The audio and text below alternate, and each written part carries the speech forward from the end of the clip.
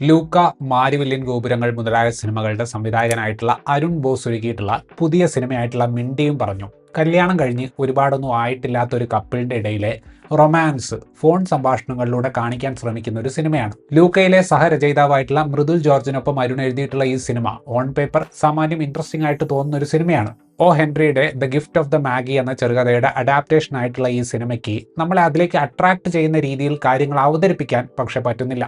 കേന്ദ്ര കഥാപാത്രങ്ങളുടെ പാസ്റ്റിലും പ്രസന്റിലുമായിട്ട് ഷട്ടിൽ ചെയ്ത് കളിക്കുന്ന തിരക്കഥ ആ റിലേഷൻഷിപ്പ് ഏത് രീതിയിൽ ഇവോൾവ് ആയി എന്ന് കാണിക്കാനാണ് ആഗ്രഹിക്കുന്നത്. പക്ഷേ കോൺവെർസേഷനുകളിൽ ഇടയ്ക്കൊക്കെ വരുന്ന വിരലിൽ എണ്ണാവുന്ന രസകരമായ മുഹൂർത്തങ്ങൾ മാറ്റി നിർത്തിയാൽ ഞാൻ തുടക്കത്തിൽ പറഞ്ഞ കോൺവെർസേഷണൽ റൊമാൻസ് എന്ന സംഗതി ക്രാക്ക് ചെയ്യാൻ പറ്റാതെ പോയൊരു സിനിമയായിട്ട് മിണ്ടിയും പറഞ്ഞു മാറുകയാണ്. സനലും ലീനയുമാണ് നമ്മുടെ കേന്ദ്ര കഥാപാത്രങ്ങൾ. രണ്ടുപേരുടെയും കല്യാണം കഴിഞ്ഞതാണ്. സനൽ കുറച്ചു കാലമായിട്ട് മിഡിൽ ഈസ്റ്റിലാണ്.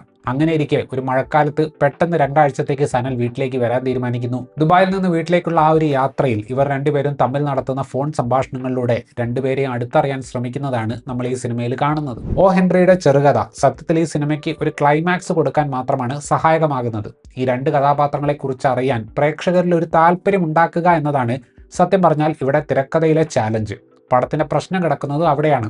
യഥാർത്ഥ ജീവിതത്തിൽ കാര്യങ്ങൾ എപ്പോഴും വളരെ ജനറിക് ആയിരിക്കുമെന്ന് വേണമെങ്കിൽ വാദിക്കാം. പക്ഷേ സാധാരണ ജീവിതങ്ങളെയും സിനിമാറ്റിക്കലി അപ്പീലിംഗ് ആകുന്ന രീതിയിൽ അവതരിപ്പിക്കുക എന്ന് പറയുന്നതാണ് നല്ല ഫിലിം മേക്കിങ്ങിന്റെ ലക്ഷണം. പ്രണയവിവാഹം ചെയ്തിട്ടുള്ളവർക്കെല്ലാം റിലേറ്റബിൾ ആകുന്ന രീതിയിൽ സിനിമ മാറണം എന്നതാണ് അരുൺ ബോസ് ആഗ്രഹിക്കുന്നത്. പക്ഷെ 1-2 കൗണ്ടർ ഡയലോഗുകളിലുള്ള ചിരി അല്ലാതെ തിരക്കഥ സ്ട്രക്ചർ ചെയ്തിട്ടുള്ള രീതിയൊന്നും ഒരു ഓർഗാനിക് റൊമാൻസ് കാണുന്നതിന്റെ ഒരു സുഖം പ്രേക്ഷകന് സമ്മാനിക്കുന്നില്ല. ഏതാണ്ട് 2022 തന്നെ കംപ്ലീറ്റ് ആക്കപ്പെട്ട സിനിമയാണ് മിണ്ടിയും പറഞ്ഞു. വളരെ മിനിമൽ ആയിട്ടുള്ള ഇതിന്റെ പ്രൊജക്ട് ഡിസൈൻ കാണുമ്പോൾ 2021-22 കാലഘട്ടത്തിൽ OTT പ്ലാറ്റ്ഫോമുകളെ മനസ്സിൽ കണ്ടുകൊണ്ടുണ്ടാക്കിയ പ്രൊജക്ടുകളിൽ ഒന്നാകാനുള്ള സാധ്യത കാണുന്നുണ്ട്.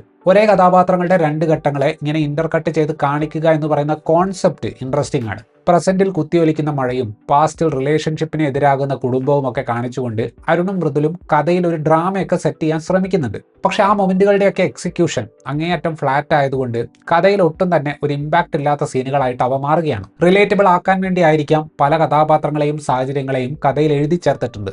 നിർഭാഗ്യവശാൽ അതെല്ലാം ഈ പറഞ്ഞതുപോലെ ജനറിക് ഇമാജിനേഷനുകളായിട്ട് മാറുകയാണ്. ഉണ്ണി മുകുന്ദൻ മലയാളം പറയുമ്പോഴുള്ള ഒരു ഉച്ചാരണ പ്രശ്നം ഇപ്പോൾ മലയാളികൾക്ക് ഏകദേശം ശീലമായതാണ്. ആ ഒരു സംഗതി മാറ്റി നിർത്തിയാൽ കാമുകനും ഭർത്താവുമായിട്ടുള്ള ഉണ്ണിയുടെ പെർഫോമൻസ് തരക്കേടില്ലാത്തത് തന്നെയാണ്. ഏറെക്കുറെ എല്ലായ്പ്പോഴും വളരെ ഹാപ്പി ആയിട്ടുള്ള ആ ക്യാരക്ടർ അത്ര വലിയ ചാലഞ്ച് ആയിട്ടൊന്നും തോന്നിയില്ല. കുറച്ചുകൂടെ പെർഫോം ചെയ്യാൻ എന്തെങ്കിലും ഉള്ളത് അപർണ ബാലമുരളിക്കാണ്. കഥാപാത്രത്തിന്റെ 2 കാലഘട്ടത്തിലെയും സ്വഭാവത്തിലെ മാറ്റങ്ങൾ പെർഫോമൻസിലൂടെ പ്രേക്ഷകർക്ക് മുന്നിൽ കാണിക്കാൻ അപർണ ശ്രമിക്കുന്നുണ്ട്. അതുപോലെ തന്നെ ഇവരുടെ റൊമാൻറ്റിക് കോൺവെർസേഷനിൽ ഹ്യൂമർ ഒക്കെ വർക്കൗട്ട് ആകുന്നത് അപർണയുടെ സ്വാഭാവികമായിട്ടുള്ള ഡയലോഗ് ഡെലിവറി കാരണമാണ്. ഇവർ രണ്ടുപേരെയും അല്ലാതെ ജാഫർ ഇടുക്കി, മാല പാർവതി, ജൂഡ് ആന്റണി ജോസഫ്, RJ മുരുകൻ മുതലായവരൊക്കെ പ്രാധാന്യമുള്ള എന്നാൽ സ്ക്രീൻ ടൈം വളരെ കുറവുള്ള റോളുകളിൽ വരുന്നുണ്ട്. ഈ 2021-22 കാലഘട്ടത്തിൽ OTT പ്ലാറ്റ്ഫോമുകളിൽ നിന്ന് പൈസ ലഭിക്കുമെന്ന് വിചാരിച്ചിട്ട് തട്ടിക്കൂട്ടിയ ഒരുപാട് ചെറിയ പ്രൊജക്ടുകൾ മലയാളത്തിൽ സംഭവിച്ചിരുന്നു. മിണ്ടിയും പറഞ്ഞു എന്ന സിനിമയുടെ ഒരു നല്ല കാര്യം എന്താണെന്ന് വെച്ചാൽ അങ്ങനത്തെ ഒരു പറ്റിക്കൽ സംരംഭമല്ല ഈ സിനിമ. ലോങ് ഡിസ്റ്റൻസ് റിലേഷൻഷിപ്പിനകത്തുള്ള റൊമാൻസും അതിന്റെ കെമിസ്ട്രിയും സംഭാഷണങ്ങളിലൂടെ എക്സ്പ്ലോർ ചെയ്യുക എന്ന ഒരു സത്യസന്ധമായ ഉദ്ദേശം ഈ സിനിമയ്ക്കുണ്ട്. നിർഭാഗ്യവശാൽ സീനുകളുടെ സ്റ്റേജിങ്ങും കാര്യങ്ങളും പ്രതീക്ഷയ്ക്കൊത്തു വരാത്തത് കാരണം നമ്മളിലൊരു ഇമ്പാക്റ്റ് ഉണ്ടാക്കുന്ന പ്രണയം സ്ക്രീനിൽ സൃഷ്ടിക്കാൻ ഈ സിനിമയ്ക്ക് സാധിക്കുന്നില്ല. ഇത്രയുമായിരുന്നു ഈ സിനിമയെക്കുറിച്ചിട്ടുള്ള എൻ്റെ റിവ്യൂ. വീഡിയോ ഇഷ്ടപ്പെട്ടാൽ ലൈക്ക് ചെയ്യുമെന്നും കൂടുതൽ വീഡിയോകൾക്ക് വേണ്ടി ചാനൽ സബ്സ്ക്രൈബ് ചെയ്യുമെന്നും പ്രതീക്ഷിക്കുന്നു. താങ്ക്